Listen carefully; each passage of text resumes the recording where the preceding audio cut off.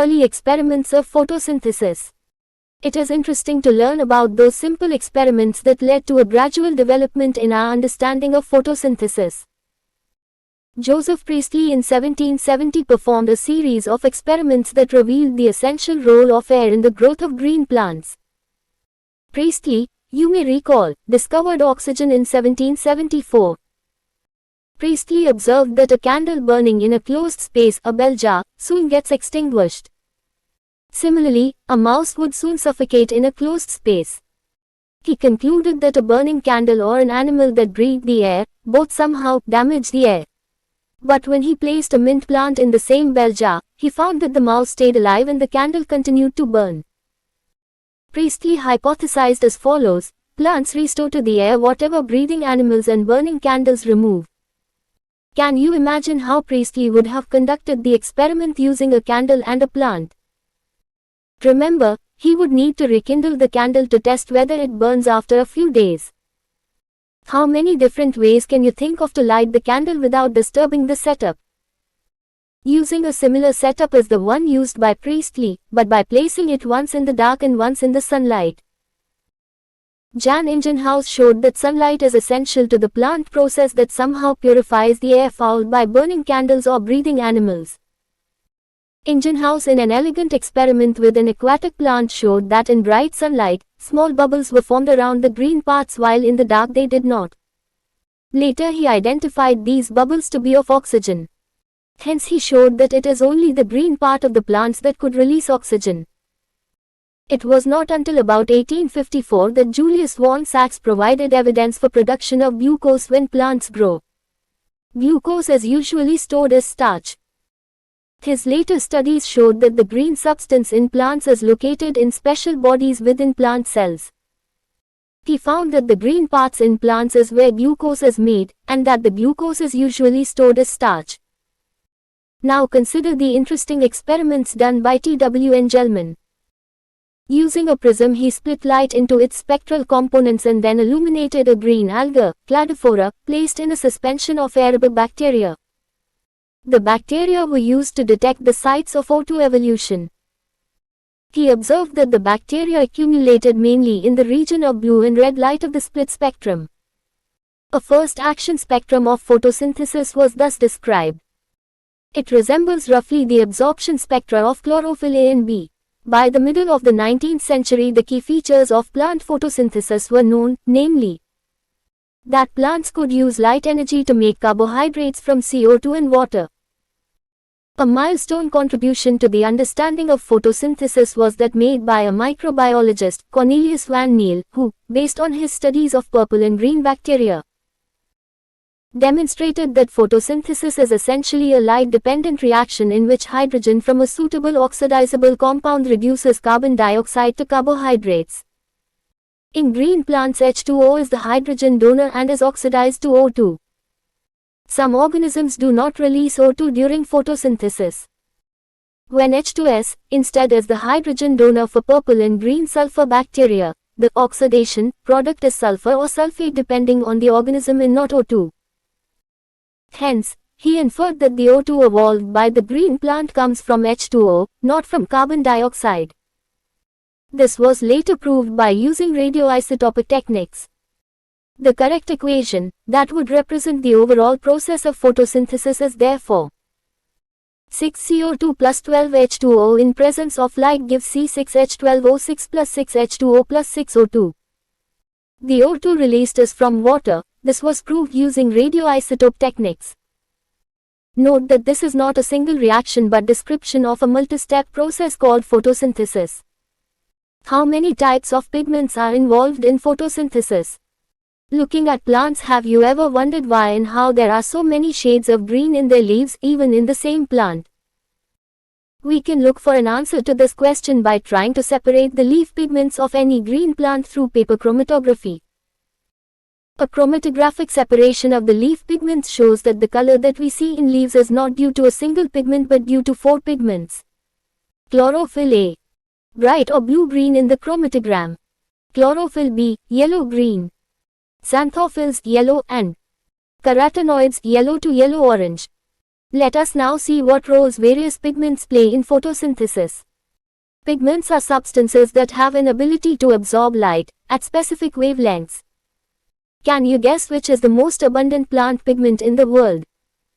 Let us study the graph showing the ability of chlorophyll, a pigment, to absorb lights of different wavelengths. Of course, you are familiar with the wavelength of the visible spectrum of light as well as the Wipp-Gear. Wavelengths at which there is maximum absorption by chlorophyll A, that is, in the blue and the red regions, also shows higher rate of photosynthesis. Hence, we can conclude that chlorophyll A is the chief pigment associated with photosynthesis. There is a complete one-to-one overlap between the absorption spectrum of chlorophyll A and the action spectrum of photosynthesis. Though chlorophyll is the major pigment responsible for trapping light, other thylakoid pigments like chlorophyll B, xanthophylls and carotenoids, which are called accessory pigments, also absorb light and transfer the energy to chlorophyll A. Indeed, they not only enable a wider range of wavelength of incoming light to be utilized for photosynthesis but also protect chlorophyll from photooxidation. What is light reaction? Light reactions or the photochemical phase include light absorption, water splitting, oxygen release, and the formation of high-energy chemical intermediates, ATP and NADPH. Several protein complexes are involved in the process. The pigments are organized into two discrete photochemical light harvesting complexes within the photosystem 1 and photosystem 2. These are named in the sequence of their discovery, and not in the sequence in which they function during the light reaction. The LHC are made up of hundreds of pigment molecules bound to proteins. Each photosystem has all the pigments forming a light harvesting system, also called antennae. These pigments help to make photosynthesis more efficient by absorbing different wavelengths of light. The single chlorophyll molecule forms the reaction center. The reaction center is different in both the photosystems. In PS1, the reaction center chlorophyll A has an absorption peak at 700 nanometers, hence is called P700, while in PS2 it has absorption maxima at 680 nanometers, and is called P680. Cyclic and non-cyclic photophosphorylation. Living organisms have the capability of extracting energy from oxidizable substances and store this in the form of bond energy. Special substances like ATP carry this energy in their chemical bonds. The process through which ATP is synthesized by cells is named phosphorylation. Photophosphorylation is the synthesis of ATP from ADP, an inorganic phosphate, in the presence of light. When the two photosystems work in a series, first PS2 and then the PS1, a process called non-cyclic photophosphorylation occurs. The two photosystems are connected through an electron transport chain, as seen earlier in the Z scheme.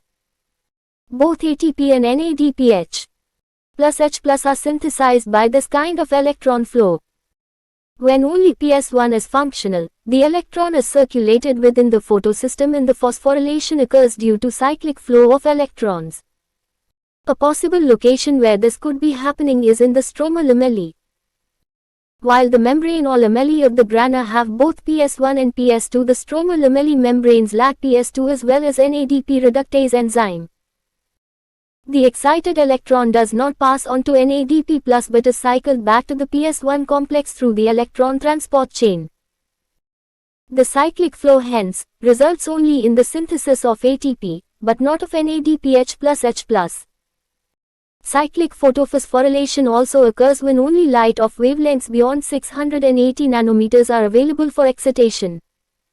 Chemiosmotic hypothesis. Let us now try and understand how actually ATP is synthesized in the chloroplast. The chemiosmotic hypothesis has been put forward to explain the mechanism. Like in respiration, in photosynthesis too, ATP synthesis is linked to development of a proton gradient across a membrane. This time these are the membranes of thylakoid. There is one difference though, here the proton accumulation is towards the inside of the membrane, that is, in the lumen. In respiration, protons accumulate in the intermembrane space of the mitochondria when electrons move through the ATS. Let us understand what causes the proton gradient across the membrane. We need to consider again the processes that take place during the activation of electrons and their transport to determine the steps that cause a proton gradient to develop. Since splitting of the water molecule takes place on the inner side of the membrane, the protons or hydrogen ions that are produced by the splitting of water accumulate within the lumen of the thylakoids. As electrons move through the photosystems, protons are transported across the membrane. This happens because the primary acceptor of electron, which is located towards the outer side of the membrane, transfers its electron not to an electron carrier but to an H carrier. Hence, this molecule removes a proton from the stroma while transporting an electron. When this molecule passes on its electron to the electron carrier on the inner side of the membrane, the proton is released into the inner side or the lumen side of the membrane. The NADP reductase enzyme is located on the stroma side of the membrane. Along with electrons that come from the acceptor of electrons of PS1, protons are necessary for the reduction of NADP plus to NADPH plus H plus. These protons are also removed from the stroma. Hence, within the chloroplast, protons in the stroma decrease in number, while in the lumen there is accumulation of protons. This creates a proton gradient across the thylakoid membrane as well as a measurable decrease in pH in the lumen. Why are we so interested in the proton gradient? This gradient is important because it is the breakdown of this gradient that leads to the synthesis of ATP. The gradient is broken down due to the movement of protons across the membrane to the stroma through the transmembrane channel of the CF0 of the ATP synthase. The ATP synthase enzyme consists of two parts. One called the CF0 is embedded in the thylakoid membrane and forms a transmembrane channel that carries out facilitated diffusion of protons across the membrane. The other portion is called CF1 and protrudes on the outer surface of the thylakoid membrane on the side that faces the stroma. The breakdown of the gradient provides enough energy to cause a conformational change in the CF1 particle of the ATP synthase, which makes the enzyme synthesize several molecules of energy-packed ATP. Chemiosmosis requires a membrane, a proton pump, a proton gradient and ATP synthase. Energy is used to pump protons across a membrane. To create a gradient or a high concentration of protons within the thylakoid lumen, ATP synthase has a channel that allows diffusion of protons back across the membrane. This releases enough energy to activate ATP synthase enzyme that catalyzes the formation of ATP. Along with the NADPH produced by the movement of electrons, the ATP will be used immediately in the biosynthetic reaction taking place in the stroma, responsible for fixing CO2 and synthesis of sugars. The Calvin cycle. Calvin and his co-workers then worked out the whole pathway and showed that the pathway operated in a cyclic manner. The RUBP was regenerated. Let us now see how the Calvin pathway operates and where the sugar is synthesized. Let us at the outset understand very clearly that the Calvin pathway occurs in all photosynthetic plants. It does not matter whether they have C3 or C4 or any other pathways. For ease of understanding, the Calvin cycle can be described under three stages: carboxylation, reduction and regeneration. 1. Carboxylation. Carboxylation is the fixation of CO2 into a stable organic intermediate. Carboxylation is the most crucial step of the Calvin cycle where CO2 is utilized for the carboxylation of RUBP. This reaction is catalyzed by the enzyme RUBP carboxylase, which results in the formation of two molecules of 3-PGA. Since this enzyme also has an oxygenation activity, it would be more correct to call it RUBP carboxylase oxygenase or Rubisco. 2. Reduction. These are a series of reactions that lead to the formation of glucose. The steps involve utilization of two molecules of ATP for phosphorylation and two of NADPH for reduction per CO2 molecule fixed. The fixation of 6 molecules of CO2 in 6 turns of the cycle are required for the formation of 1 molecule of glucose from the pathway. 3. Regeneration. Regeneration of the CO2 acceptor molecule RUBP is crucial if the cycle is to continue uninterrupted. The regeneration steps require 1 ATP for phosphorylation to form RUBP. Hence, for every CO2 molecule entering the Calvin cycle, 3 molecules of ATP and 2 of NADPH are required. It is probably to meet this difference in number of ATP and NADPH used in the dark reaction that the cyclic phosphorylation takes place. To make one molecule of glucose, 6 turns of the cycle are required. The C4 pathway. Plants that are adapted to dry tropical regions have the C4 pathway mentioned earlier. Though these plants have the C4 oxaloacetic acid as the first CO2 fixation product, they use the C3 pathway or the Calvin cycle as the main biosynthetic pathway. Then, in what way are they different from C3 plants? This is a question that you may reasonably ask. C4 plants are special. They have a special type of leaf anatomy, they tolerate high temperatures, they show a response to high light intensities. They lack a process called photorespiration and have greater productivity of biomass. Let us understand these one by one. Study vertical sections of leaves, one of a C3 plant and the other of a C4 plant. Do you notice the differences? Do both have the same types of mesophils? Do they have similar cells around the vascular bundle sheath? The particularly large cells around the vascular bundles of the C4 plants are called bundle sheath cells, and the leaves which have such anatomy are said to have crans anatomy. Crans means wreath and is a reflection of the arrangement of cells. The bundle sheath cells may form several layers around the vascular bundles. They are characterized by having a large number of chloroplasts, thick walls impervious to gaseous exchange and no intercellular spaces. You may like to cut a section of the leaves of C4 plants, maize or sorghum, to observe the crans anatomy and the distribution of mesophil cells. It would be interesting for you to collect leaves of diverse species of plants around you and cut vertical sections of the leaves. Observe under the microscope, look for the bundle sheath around the vascular bundles. The presence of the bundle sheath would help you identify the C4 plants. Let us study the Hatch and Slack pathway by listing the steps.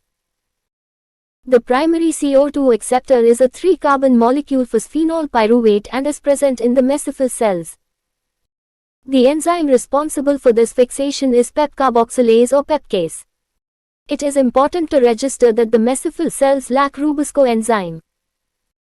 The C4 acid OA is formed in the mesophil cells. It then forms other 4-carbon compounds like malic acid or aspartic acid in the mesophil cells itself, which are transported to the bundle sheath cells. In the bundle sheath cells, these C4 acids are broken down to release CO2 and a 3-carbon molecule.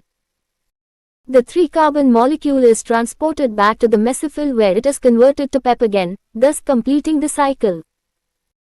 The Colorado-2 released in the bundle sheath cells enters the C3 or the Calvin pathway, a pathway common to all plants.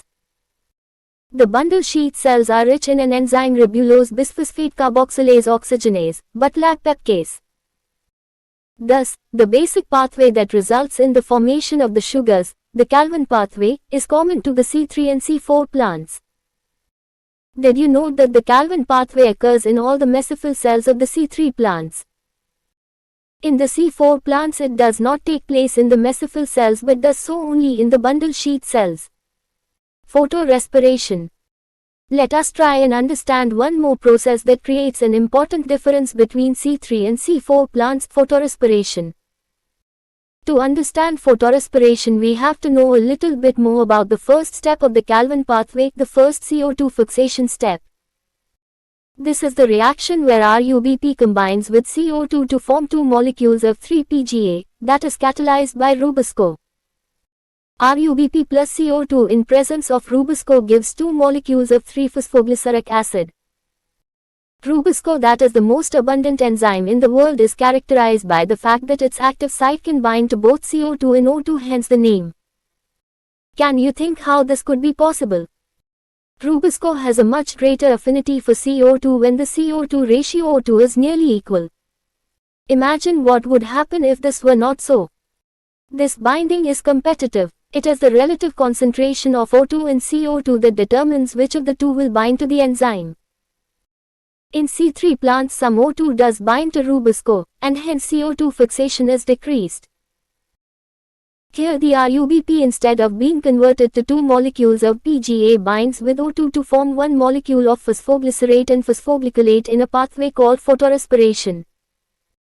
In the photorespiratory pathway, there is neither synthesis of sugars, nor of ATP. Rather, it results in the release of CO2 with the utilization of ATP. In the photorespiratory pathway, there is no synthesis of ATP or NADPH. The biological function of photorespiration is not known yet. In C4 plants, photorespiration does not occur. This is because they have a mechanism that increases the concentration of CO2 at the enzyme site. This takes place when the C4 acid from the mesophyll is broken down in the bundle sheath cells to release CO2. This results in increasing the intracellular concentration of CO2. In turn, this ensures that the Rubisco functions as a carboxylase, minimizing the oxygenase activity. Now that you know that the C4 plants lack photorespiration, you probably can understand why productivity and yields are better in these plants. In addition, these plants show tolerance to higher temperatures. Factors affecting photosynthesis. The plant factors include the number, size, age and orientation of leaves, mesophyll cells and chloroplasts, internal CO2 concentration and the amount of chlorophyll. The plant or internal factors are dependent on the genetic predisposition and the growth of the plant. The external factors would include the availability of sunlight, temperature, CO2 concentration and water. As a plant photosynthesizes, all these factors will simultaneously affect its rate. Hence, though several factors interact and simultaneously affect photosynthesis or CO2 fixation, usually one factor is the major cause or is the one that limits the rate. Hence, at any point the rate will be determined by the factor available at suboptimal levels. When several factors affect any chemical process, Blackman's law of limiting factors 1905 comes into effect. This states the following: if a chemical process is affected by more than one factor, then its rate will be determined by the factor which is nearest to its minimal value. It is the factor which directly affects the process if its quantity is changed. For example, despite the presence of a green leaf in optimal light and CO2 conditions, the plant may not photosynthesize if the temperature is very low. This leaf, if given the optimal temperature, will start photosynthesizing. Light. We need to distinguish between light quality, light intensity and the duration of exposure to light, while discussing light as a factor that affects photosynthesis. There is a linear relationship between incident light and CO2 fixation rates at low light intensities. At higher light intensities, gradually the rate does not show further increase as other factors become limiting. What is interesting to note is that light saturation occurs at 10% of the full sunlight. Hence, except for plants in shade or in dense forests, light is rarely a limiting factor in nature. Increase in incident light beyond a point causes the breakdown of chlorophyll and a decrease in photosynthesis. Carbon dioxide concentration. Carbon dioxide is the major limiting factor for photosynthesis. The concentration of CO2 is very low in the atmosphere, between 0.03 and 0.04%. Increase in concentration up to 0.05% can cause an increase in CO2 fixation rates. Beyond this, the levels can become damaging over longer periods. The C3 and C4 plants respond differently to CO2 concentrations. At low light conditions, neither group responds to high CO2 conditions. At high light intensities, both C3 and C4 plants show increase in the rates of photosynthesis. What is important to note is that the C4 plants show saturation at about 360 microliter per liter or ppm. While C3 responds to increased CO2 concentration and saturation is seen only beyond 450 microliter per liter or ppm. Thus, current availability of CO2 levels is limiting to the C3 plants. The fact that C3 plants respond to higher CO2 concentration by showing increased rates of photosynthesis leading to higher productivity has been used for some greenhouse crops such as tomatoes and bell pepper. They are allowed to grow in carbon dioxide-enriched atmosphere that leads to higher yields. Temperature. The dark reactions being enzymatic are temperature controlled. Though the light reactions are also temperature sensitive, they are affected to a much lesser extent. The C4 plants respond to higher temperatures and show higher rate of photosynthesis, while C3 plants have a much lower temperature optimum. The temperature optimum for photosynthesis of different plants also depends on the habitat that they are adapted to. Tropical plants have a higher temperature optimum than the plants adapted to temperate climates. Water. Even though water is one of the reactants in the light reaction, the effect of water as a factor is more through its effect on the plant, rather than directly on photosynthesis. Water stress causes the stomator to close, hence reducing the CO2 availability. Besides, water stress also makes leaves wilt, thus reducing the surface area of the leaves and their metabolic activity as well.